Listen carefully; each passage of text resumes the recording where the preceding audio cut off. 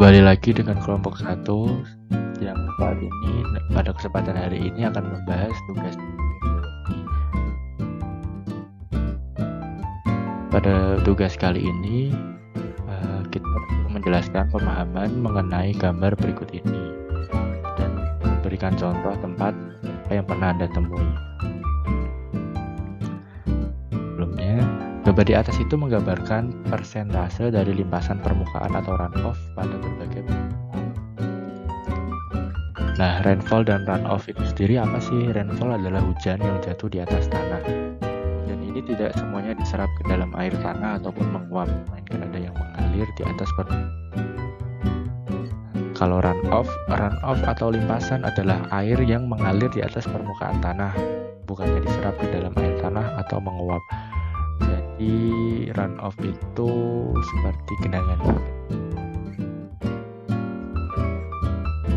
Oke, kemudian faktor yang mempengaruhi runoff adalah sebagai berikut. Yang pertama adalah jumlah curah hujan. Semakin banyak rainfall, semakin banyak rainfall yang menjadi runoff. Yang kedua, jumlah salju yang mencair. Semakin banyak jumlah salju yang mencair dalam periode singkat, semakin besar pula jumlah runoff. Yang ketiga, permeabilitas atau kemampuan menyerap air tanah. Semakin tinggi kemampuannya, semakin banyak runoff-nya juga. Yang keempat, vegetasi permukaan tanah. Semakin banyak vegetasi, semakin sedikit runoff-nya, karena air digunakan oleh tanaman. Yang terakhir, ada kelerengan permukaan tanah. Semakin curam permukaannya, semakin cepat runoff akan menuruni lereng. Lalu, ada persentase of runoff on a variety of surface. Pada gambar di atas menggambarkan ilustrasi persentase dari limpasan permukaan atau runoff pada berbagai permukaan. Kondisi pertama, permukaan tanah penuh dengan vegetasi. Permeabilitas tanah pun tinggi. Dengan faktor tersebut menjadikan runoff di permukaan tanah sedikit, sekitar 2%, karena air dapat terserap dengan baik. Contoh tempat yang pernah ditemui adalah hutan yang masih rimbun.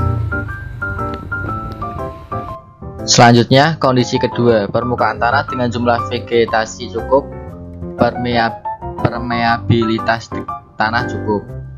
Dengan faktor tersebut menjadikan runoff di permukaan tanah sekitar 14% karena air dapat terserap dengan cukup baik. Yang membedakan dengan kondisi pertama adalah jumlah vegetasi yang ada pada permukaan tanah. Contoh tempat yang pernah ditemui, perkebunan. Contoh gambarnya seperti ini, perkebunan. Selanjutnya, kondisi ketiga, permukaan tanah dengan sedikit vegetasi, permeabilitas tanah rendah. Dengan faktor tersebut menjadikan runoff di permukaan tanah sekitar 73% karena air masih dapat terserap namun tidak secara maksimal karena jumlah vegetasi yang ada pada permukaan tanah sedikit. Contoh tempat yang pernah ditemui, halaman depan rumah yang ditanami 1 atau 2 pohon. Contoh gambarnya seperti ini.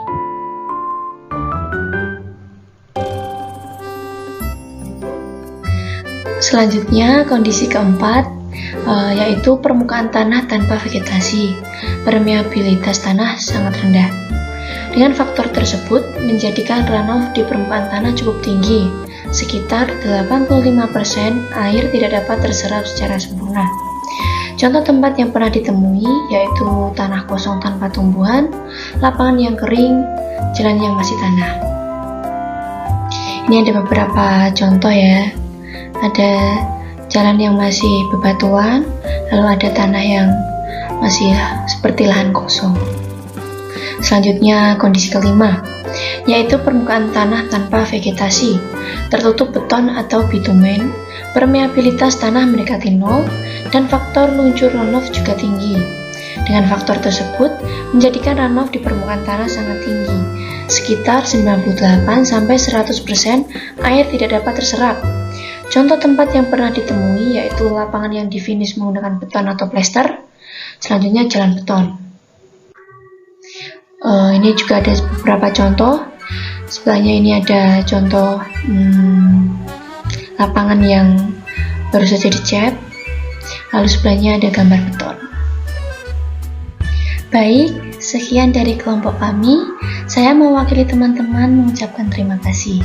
See you next time.